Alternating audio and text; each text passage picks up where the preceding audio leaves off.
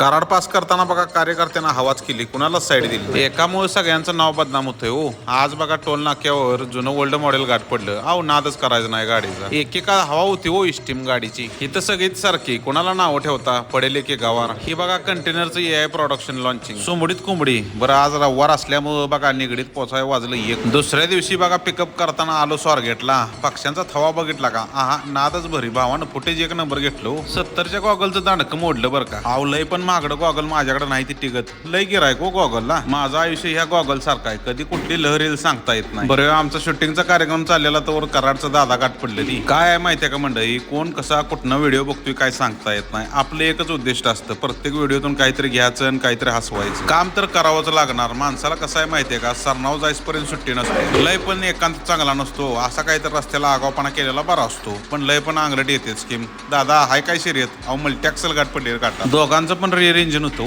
एक म्हण आहे बघा, माणसाची सावली सुद्धा माणसाच्या वाईट काळात साथ सोडते, आणि ती खरंच आहे. प्रवास हा रस्त्याचा असं ना का आयुष्याचा असं ना, स्वतःच चालावा लागतो. आणि स्वतःच्या आयुष्यात चालताना मात्र स्वाभिमान कधी विकायचा नसतो. नवकोट नारायण त्यांच्या घरात, आपण आपल्या झोपडीतच सुखी. आज बघा परभणीचं दादा हॉटेलला गाठ पडले ती. मांजरागत बघा गुपित कार्यक्रम करणाऱ्यासनी हे एक उदाहरण बघा. नीतीचा फेरा कुणाला चुकलेला नाही. 100% फिरून येणार. मी पण आलो बघा कोल्हापुरात.